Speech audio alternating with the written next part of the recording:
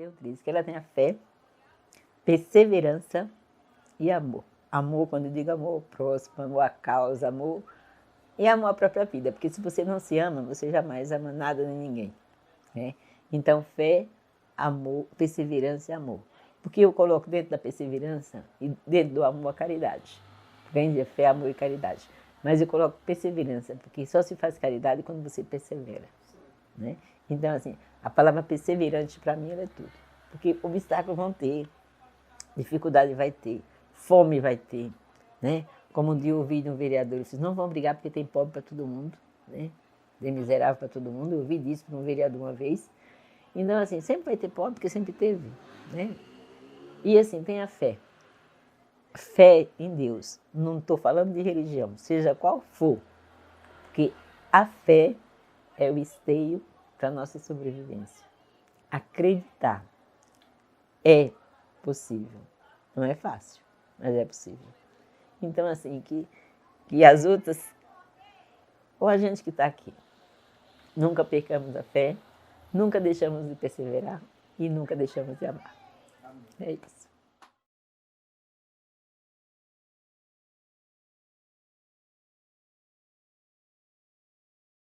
Maria Bethânia Ferreira Mendonça, eu sou natural de Alagoas, de uma cidade chamada Santana do Mundaú, cujo da origem Alagoa Mundaú, que fica em Maceió. Eu vim para São Paulo em 1972, aqui para este lugar onde estou até hoje.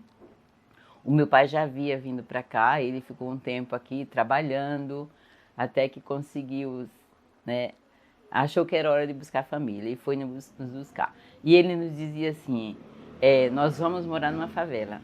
E nós não fazíamos ideia o que era uma favela. Ele falava, é barraco de madeira. Não existe, porque no Nordeste existe ou casa de alvenaria ou de taipa. Taipa é aquela, você coloca varas assim, e depois você pega barro e reboca ela com barro, pressiona, aí alisa, fica, você não, quando você olha, você acha que é uma casa de alvenaria. Então, na roça são esse tipo de casa. Na cidade já tem o tijolinho, que eles nem usam esse tijolo de cimento que usavam aqui. Era de tijolo, casa de tijolo que eles chamavam. Tijolo de barro, exato. E nos trouxe para cá. Não tínhamos casa para morar. Ficamos na casa de um morador que era amigo dele, que veio com ele para cá no começo, uns 3 anos antes da gente chegar. E depois é que ele comprou esse espaço onde eu vivo até hoje aqui. Esse aqui era uma chácara, tinha poucas moradias, poucas mesmo. E aqui nós tínhamos um barraquinho de madeira, né, bem precário mesmo, chão de terra. E em volta era plantação, tinha laranja, tinha banana, tinha não sei se era daquela taioba que eles falam no Nordeste. Então tinha muita coisa, era um terreno grande aqui. Ficamos nessa casa dessa família e quando chegamos aqui já queríamos voltar, porque o frio era horrível. São Paulo era a terra da garoa. Mas antigamente aqui era assim, São Paulo sempre garoava. De manhã era conhecida como a terra da garoa, São Paulo. E nós chegamos ainda a pegar isso. Então aí não tínhamos roupas de frio adequado, não tinha nada. Aos poucos a gente foi, né? Ele comprou esse barraquinho aqui, de uma família que precisou mudar. Nós viemos para cá. Estamos até hoje. Aqui eu comecei o meu primeiro emprego como babá. Eu ia fazer 16 anos, eu vim para aqui com 15 anos. Nesse ano eu não estudei, porque a gente chegamos aqui não sabia escola, não tinha, Paraisópolis não tinha água, não tinha luz, não tinha posto de saúde, não tinha escola, não tinha nada. Era um sítio, era lampião, as pessoas usavam lampião aqui, né? Então tinha alguns barzinhos, a gente faz os barzinhos, que eram os comércios locais, e a iluminação era lampião. Existia aqui antigamente um cidadão que ele se dizia proprietário de algumas terras aqui. E a Eletropaulo ela não colocava energia em terrenos invadidos. Então as pessoas iam até esse cidadão, pegar uma autorização, como ele como proprietário, para puxar um bico de luz. E isso aqui no começo da favela tinha, iam se espalhando. Aí, com o tempo, algumas famílias tinham essas energias. Só que, assim, mal conseguia acender a luz, porque muita gente usando o mesmo medidor, né? Dividindo, a geladeira não funcionava, aquelas coisas todas, enfim. né? Essa era... E eu trabalhava de babá, eu ficava a semana inteira, via só fim de semana para casa. Desculpa te perguntar, você trabalhava... Em casa de família. Eu trabalhava numa residência ali atrás do Palácio do Governo, na Padre Lebré, aqui em São Paulo, aqui, né? Tinham poucas mansões aqui na região também. Era uma área muito terreno vazio tinha quando nós chegamos, né? Hoje não tem mais nenhum vazio, é tudo construído. Mas eu trabalhava lá, como eu era babá, dormia no trabalho, não estudei. Depois, no ano seguinte, eu falei para minha patroa, não, eu quero voltar para estudar. Ela, ai, Betânia, mas eu estou grávida, tenho um menino. Eu falei, não, eu quero voltar a estudar. Aí, saí desse trabalho, fui para um outro, também em casa de família, mas aí eu ia, voltava e ia para a escola. O colégio mais perto aqui, o ensino fundamental era uma escolinha que ia no Colégio Pio XII, na Rua Pio XII, era da obra social, então as crianças tinham que ir até lá para estudar. É uma distância aqui de uns 40 minutos de caminhada, que dentro da comunidade não tinha nada. E aí foi passando o tempo, evoluindo, né? Eu fui estudar no Real Parque, porque eu já estava na quinta série, e fui para o Real Parque. Então, a partir do quinto ano, todos tinham que ir para o Real Parque, onde tinha uma escola estadual para a continuação do ensino. A primeira a quarta era na escolinha, da quarta em diante a quinta. Isso. E aí depois, o ensino médio também não tinha que ir para o Brooklyn. Não sei se você conhece a região aqui.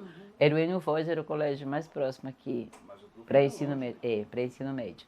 Então nós íamos até a Avenida Morumbi, ali a Casa da Fazenda, para pegar o ônibus, descer lá no final e ir até a Avenida Portugal para ter acesso à escola do segundo grau. Era essa luta dos moradores que viviam aqui. E a gente foi vencendo essas etapas. Eu me engajei na igreja, participei da Pastoral da Juventude, fundamos a Pastoral da Juventude aqui na comunidade. A nossa paróquia, porque eu sou católica, ela é do Colégio São Bento, lá do Santo Américo. Eles tinham a comunidade aqui, que era a comunidade da Senhora Aparecida. Os padres vinham, os seminaristas, e davam essa formação religiosa. Eles tinham também um trabalho aqui muito bom com as mães e as creches. Como eram poucas mães e poucas crianças no começo, eles tinham um grupo que chamava Mãe Crecheira. A criança ficava, por exemplo, vocês três aqui, que tinham filhos, passava as crianças para mim cuidar. Eu cuidava do filho de vocês me davam uma pequena ajuda de custo. E a paróquia, toda semana, fornecia verduras, frutas para essa família e dava uma ajuda pedagógica. Porque a demanda foi aumentando, e aí o próprio Mosteiro São Geraldo, que era uma entidade ligada à paróquia São Bento, uma obra social, abriu a creche. Aí foi fundada a primeira creche. Já era oficial, 83, 82, mais ou menos. Por aí. Não, minto, foi antes, acho que foi na década de 80, começo de 80. Aí com isso a população aumentava. E como é que a população aumentou aqui? Meu pai veio, por exemplo, para cá, aí era carta antigamente, não tinha telefone, então eu escrevia, olha, tem uma obra aqui que está precisando de funcionário, vem. Aí a pessoa ia vindo. E esse pedaço que era enorme, ele começou a ficar pequeno, porque constrói aqui, faz barraquinha aqui, é tudo barraquinha de madeira. As obras em volta começaram a acontecer e tinha muita madeira, porque vinha das obras e o pessoal jogava aqui, usava-se para fazer as casas. Né? A gente usava essas madeiras para fazer a casa. Hoje tem uma tecnologia que você quase não usa madeira nas obras, né? Escória com ferro e tudo. Então as casas eram feitas com essas madeiras que vinham das obras, e eles descartavam aqui em volta e as pessoas construíam os barraquinhos. O barraquinho que a gente morava tinha tanto buraco, assim, e aquele frio, que na época tinha aquela revista, acho que era Contigo, uma amiga, sei lá, que vinha as fotos dos artistas. Vinha um post dos artistas. A gente arrancava aquelas fotos e colava na parede. Então era cheio de fotos de artistas, de tapar buraco por causa do frio. Na verdade, não era, a decorava, mas... esse ator, aí colocava lá. Mas para tapar o buraco por causa do frio. Mas isso Paraisópolis foi crescendo aos poucos. Paraisópolis é uma favela que ela não foi invadida, ela foi ocupada. Porque a invasão, você pega aquele povo, vai lá, invadiu. Não, ela foi sendo ocupada pouco a pouco. Quando nós chegamos aqui, tinha uma chácara, que era a chácara do japonês. Foi um dos primeiros habitantes aqui, foi a família do João japonês, né? Que eram japoneses, vieram. Tinha uma área que chamava de chiqueirão, onde as pessoas criavam porco, né? Era o famoso chiqueirão. Sim. Então, tinha alguns pontos habitados por algumas famílias, né? Que chegaram um pouco antes, na década de 50 aqui. E por que eles vieram para cá? Os primeiros Esse loteamento aqui, eu não sei como exatamente o primeiro passo, porque é um loteamento de 1920, isso aqui era uma fazenda, dos Afonso de Oliveira Santos. E aí, com a partilha, dividiu-se para os filhos e os filhos não vieram tomar posse. A casa do fazendeiro é a casa da fazenda. Hoje tem um polo, aquele polo ali na Avenida Morumbi. Ali era a casa da fazenda. E eles tinham toda essa área, Colombo, Porto Seguro, Paraisópolis, era uma fazenda enorme. Lotearam, passaram para os herdeiros. Os herdeiros nunca vieram tomar posse. Aí alguém falou... Aí esses herdeiros lotearam e venderam. Dividiu a herança, passou para os filhos lotearam e venderam. Sabe quando você compra um terreno? Vem uma pessoa vendendo um terreno lá do interior e você compra? Aí quando você chega lá, o terreno é uma situação... Então quem comprou chegava aqui e não conseguia localizar onde estava aquele lote que ele comprou, porque não tinha rua. A rua não tinha sido aberta, eles fizeram a demarcação de uma fazenda, né? Um pedaço aqui, outro ali, mas não tinha as ruas demarcadas. Então as pessoas terminaram não vindo tomar posse desses terrenos. E veio esses japoneses, como chegaram aqui também, não sei, mas chegaram. E outras, aí foi vindo, né? Um chamando o outro. Foi um chamando o outro e isso aqui foi crescendo. Hoje é o que vocês estão vendo aí. Aí eu saí do emprego de doméstica, eu trabalhei em 3 casas, né? Saí e quando abriram, deixou de existir o mãe crecheira, passou para a creche e eu vim trabalhar na creche. Porque como eu fazia... Você conseguiu terminar o segundo ano? Terminei, eu fiz magistério. Isso Eu terminei, né, o ensino fundamental no Real Parque, e o ensino médio nós fomos para o Brooklyn, né, que tinha vários outros colegas que estudavam também lá, a gente ia de 5, 6, né, juntava a turminha e ia. Até porque tinha que ter companhia para ir e voltar, né. Eu fiz, na época tinha a pedagogia, né? Tinha magistério, aí eu fiz o magistério. Eu na igreja, fazendo trabalho também de pastoral, né? Pastoral da juventude, catequese, as diversas pastorais da igreja. Um dia saiu da igreja uma ação de reintegração de posse, onde as famílias, né? Tinha um terreno em frente à igreja, várias famílias, chegou a polícia, final da tarde, uma sexta-feira, derrubaram tudo, né? E aí o pessoal vai na igreja primeiro procurar, né? E o padre, ele era húngaro, não era muito... Betânia, o que a gente faz? Eu falei, não, vamos sair da creche também, que eu trabalhava na creche, ali era bem do lado. E o que fazer? Alguns moradores que estavam na situação, a gente não sabia quem recorrer. Fomos até a Bandeirante, a TV Bandeirante, pedir socorro. Aí veio até a imprensa, com todo o equipamento de luz, porque não tinha nem luz aqui né, suficiente para eles. E aí fizeram essa cobertura, mas as famílias ficaram na rua. A partir daí a gente sentiu a necessidade de nos organizar como entidade. Aí formamos um grupo, fomos atrás do pessoal dos direitos humanos, né, um advogado, o Dr. Hilton Maurelli.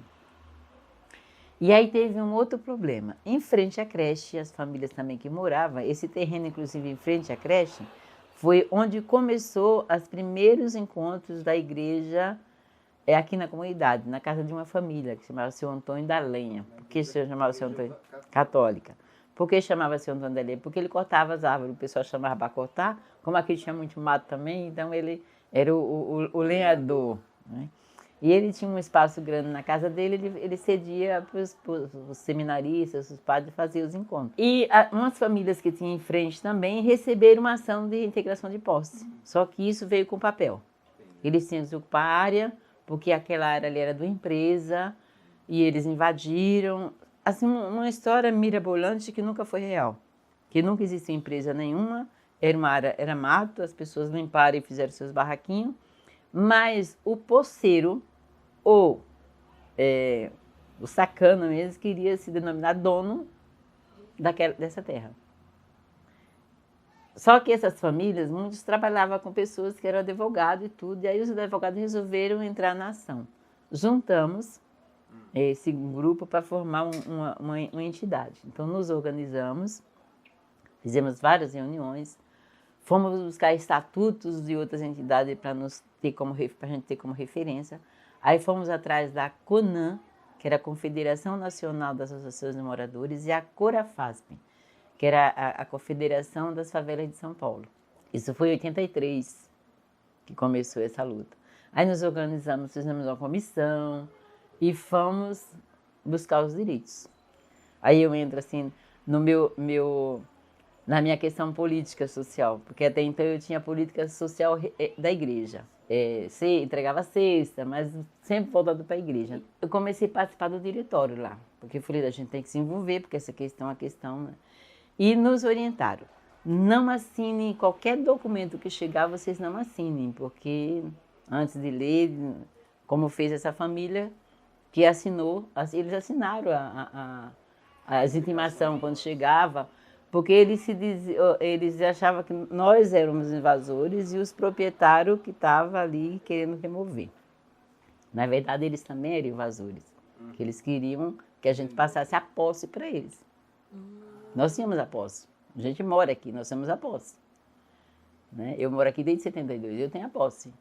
Aí vem um outro querer que eu passe a minha posse para ele, ele vai para a justiça e vai entrar com processo de reintegração de posse. Né? Esperto. Muito esperto. E aí a gente começou a orientar os moradores a não fazer mais isso. Mas, infelizmente, ainda tinha alguns que não acreditavam. A gente sempre achava que isso aqui era a terra do poder público. Por fim, nos organizamos, formamos a entidade que recebeu o nome de União dos Moradores da Favela de Paraisópolis. Teve eleição, um processo muito lindo. O processo de eleição era o seguinte: divulgamos na favela quem quer fazer parte da diretoria. Não tinha cargo, ninguém tinha cargo. Não tinha presidente, não tinha não. Quem quer fazer parte. Lá apareceu 32 pessoas interessadas em fazer parte. Aí vamos criar o processo de votação. Uma cédula única com 32 nomes, um quadradinho na frente, tinha o quadradinho na frente e o nome da pessoa. E com a ajuda da Corafácio, que é o Conselho de Favela de São Paulo, que era o Antônio Timóteo, tinha o Ney, o pessoal que era da diretoria, para compor a mesa. Não podia ser ninguém da comunidade para compor as mesas. O mesário não podia ficar, então tinha que ser alguém, pessoal de fora, para compor essa mesa. Aí veio muita gente de outras comunidades, de outras favelas, para ajudar. Espalhamos várias urnas aqui na comunidade, na creche, no comércio do Zé Rolim, no comércio, dos pontos dos comércios. E as pessoas, a partir de 16 anos, podiam ir às urnas e escolher 3 nomes. Então, a partir de 16 anos, eles escolheram 3 nomes. Após o fechamento da urna, no final do dia, nós fomos apurar os votos, aí recolhíamos as urnas, que era o pessoal de fora, não era da comunidade, e fomos fazer a apuração dentro do Colégio Homero. Aí abriram as salas, a diretora abriu as salas, a gente já tinha, abriu as salas, e várias salas com as urnas, foram 17 urnas que tinham, fazer a apuração. Aí estava lá, fulano, 2, fulano, que cada cédula tinha 3 votos. Sim. No final da apuração é que se definiu o cargo. Quem teve mais votos é o presidente. Depois o vice, o secretário, o tesoureiro, o conselho fiscal. Aí sobrou um monte de gente que não estava no quadro de diretores que consta no estatuto. Cabia a essa diretoria nomear essas pessoas, aproveitarem, porque às vezes elas tiveram pouco voto, mas eram ativas, né? Queriam estar presentes. Então essas pessoas passaram a fazer parte de departamentos. Nós criamos os departamentos. Então você vai cuidar da Sabesp. Você vai cuidar da Eletropaulo, você vai cuidar da saúde. Então, assim, cada um tinha uma função. Cargo de comissão. E, claro, nós não tínhamos ônibus, nós não tínhamos posto de saúde, nós não tínhamos iluminação pública, nós não tínhamos água, não tinha nada. Então, essa luta, essa entidade foi a peça X para dar início a essas lutas. Né? E eu, como então presidente, junto com todo um grupo, mas sim, eu fui em primeiro lugar, esqueci de falar. Fiquei em primeiro lugar, né? Ocupei Me tornei presidente por esse período. E a outra coisa, o mandato era de 1 ano. Era de 1 ano que era para dar direito a outras pessoas concorrerem e ocuparem cargos também, né? Mostrar o seu potencial. E assim, mal a gente terminava uma eleição, eu já estava fazendo a outra, né? Olha, foi um ano muito rico, porque como nada tinha, as pessoas participavam. A gente fazia, eu tenho foto de comício em cima de caminhão. Tinha um senhor que era o seu Zé, ele era da diretoria também. Ele tinha um caminhão. Então ele parava o caminhão ali em frente à creche, por exemplo, né, aqui na rua da creche, e eu subia naquele palanque, com toda a diretoria em volta, em cima do caminhão, para a gente fazer as nossas reivindicações. E começamos um abaixo-assinado para pedir, vários. Foram vários abaixo-assinados para pedir água, luz, ônibus, pavimentação de rua, tudo que a gente tinha direito. Foram vários ofícios feitos com abaixo-assinado. O prefeito, então, na época, já era Mário Covas. E vamos ao prefeito. Não, aí foi as eleições que tinha. E tinha outra coisa. Você podia ocupar o mesmo cargo 2 mandatos. Então eu fui eleita e fui reeleita. O terceiro eu fui eleita, mas eu não podia assumir o cargo, porque o estatuto dizia que eu não podia. Não, aí assim, o próximo subia, né? E aí eu tinha o direito de escolher qualquer outro cargo. Eu podia ser vice, tesoureiro, o que eu quisesse, porque eu fui a mais votada, eu podia ter. E aí no ano seguinte eu podia voltar. Então esse ano eu fiquei fora, no ano seguinte eu voltei de novo.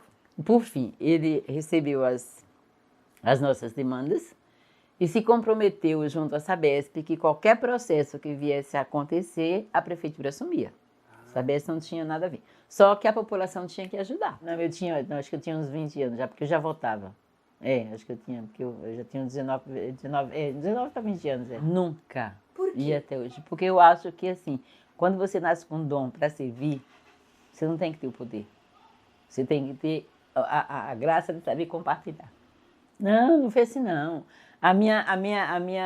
O meu engajamento foi através da igreja, através da fé, né?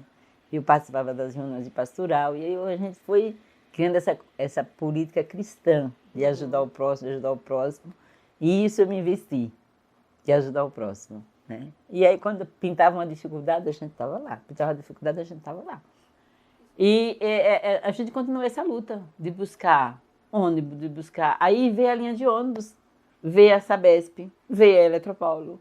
Só que assim, com algumas condições. A Sabesp, ela veio, mas os moradores que moravam na viela tinham que escavar os buracos para poder elas colocarem a tubulação. Eles mesmos. O morador tinha que fazer aquilo. Então a Sabesp vinha junto com a diretoria, demarcava, olha, tem que fazer uma viela de tantos metros aqui. Aí os moradores em mutirão, fim de semana, faziam, a Sabesp ia e colocava. Tá. Aí veio a Eletropaulo. Aqueles postinhos de ferro que eram os postos social. A gente faz, mas vocês têm que ajudar. Então vamos carregar postinho nas costas para ir lá para o Grotão, para ir para os lugares de menos acesso e levar. Então eles tinham 3 tipos de poste, com uma caixinha só com relógio, com 2 medidores e com 3 medidores. Então a diretoria acompanhou passo a passo isso, dizendo assim, olha, aqui tem 3 casas, então aqui vai um poste de 3. Aqui é longe, então só de 1. E ajudávamos a empresa a carregar os postos até lá. Era uma luta, assim, nós não tínhamos fim de semana, nós não tínhamos noite, porque eu trabalhava. 90% do pessoal trabalhava. Isso eu ia perguntar, Quem não ninguém trabalhava? recebe nada. Nem um tostão. Nunca ninguém recebeu nada. Tirávamos do bolso. A nossa subprefeitura, inclusive, nós tínhamos muito problema com a subprefeitura, porque aqui nós temos Santo Amaro, Campo Limpo e Butantã. Aí nós íamos pedir algo no Butantã, eles falavam assim, não, isso aqui não pertence a nós, é Campo Limpo, porque é uma avenida que atravessa, aqui é Campo Limpo. Campo Limpo não é Santo Amaro. E ficava esse jogo de empurra tão grande que era para desgastar mesmo. A gente tinha reunião na subprefeitura de Santo Amaro, pra você ter ideia, que terminava meia-noite, a gente vinha do Bluco para cá a pé, porque não tinha mais ônibus, buscando melhorias para a comunidade. A gente tinha reunião lá no Alpiano da Costa, lá no Butantã, e vinha a pé. Nossa. Então eu juntava um povo aqui para ir, quando eu queria que gente, vamos. Mas eu cheguei de trabalho, não comi. Não, a gente come no caminho. Aí tinha uma padaria na esquina que a gente comprava pão. Chegava na subprefeitura, tinha cafezinho, a gente tomava café lá. Levava pão, levava bolacha, tomava café lá. E voltava. Às vezes eu tinha o dinheiro da condução. Mas os demais não tinham, ia todo mundo na caminhada. Daqui para o Butantã era farra. Era um lazer isso, viu? Porque como as pessoas não tinham benefício nenhum, aí ia. Hoje não, hoje é uma interrogação muito grande. Aí o ônibus veio só de segunda a sexta. Não tinha fim de semana nem feriado. E aí a gente falava para os cobradores, a gente vai lutar para ter fim de semana. Duvido que vocês consigam. Falei, nós vamos lutar para ter. Começou a funcionar a segunda. E assim, a empresa de ônibus era Santa Cecília, que fazia já a linha Colombo. Para a gente pegar o ônibus aqui, para ir para Centro, Pinheiros, para Pinheiros tinha que ir lá na Vila Giovanni, na altura do Colégio Santo Américo. Loja, na Rua Santo Américo. É ali que passava o ônibus que ia para Pinheiros. É ali que as pessoas tinham que ir. E para o Centro, Bandeira, Brooklyn, Avenida Morumbi. Santo Amaro, pegar até a Avenida Morumbi e na Avenida Santo Amaro pegar para Santo Amaro. Porque aqui na Giovanni não tinha transporte nenhum. Não existia linha de ônibus na Santo Amaro. Aqui na Giovanni, né? Então tinha que fazer às vezes uma volta enorme para poder chegar lá. Muitas coisas. Primeiro, o número de habitantes, né? Virou uma cidade. O investimento imobiliário, o comércio, hoje, porque como cresceu, é muito grande. Porém, eu sinto falta de uma coisa. A união da população no sentido de reivindicar aquilo que falta. Porque quando eu digo que a gente reunia centenas e centenas de pessoas para brigar por água, ninguém tinha. Hoje, se eu não tiver água e eu precisar fazer um movimento para que eu tenha, você não sai da sua casa, porque você já tem o seu. Então, as pessoas não têm essa consciência de ir pelo outro. Você chega numa fila de ônibus, as pessoas reclamam que o ônibus está caro, mas você convida para uma reunião na Secretaria de Transporte para discutir o assunto, ninguém vai. Né? E assim, eu acho que até a questão da sobrevivência também. Ninguém quer perder um dia no trabalho para não perder o emprego. Né? E antes a gente tinha assim, olha, é melhor você perder um dia de trabalho e ter uma luz e uma água na sua casa, do que você não ter isso. Porque vai ser complicado. Você vai trabalhar e não tem luz, chega em casa, no frio danado, não tem água. Então as pessoas tinham também essa necessidade. Porque diz assim, é uma frase que a gente fala na igreja, quando você não procura Deus pelo amor, procura pela dor. Então as pessoas só procuram pela dor. Quando aquilo te incomoda mesmo, você vai. Quando dá para você remediar, você vai empurrando, porque você não quer perder um dia de trabalho. Hoje em dia, eu acho que as pessoas são muito focadas no trabalho. E quem não trabalha, não tem consciência de ir buscar. Porque a gente sabe que na comunidade tem muita gente que não trabalha. Ou por falta de emprego, porque tem outra fonte de renda, que poderia tirar um meio período, um dia, que fosse para ir numa mobilização, numa reunião, e isso não acontece.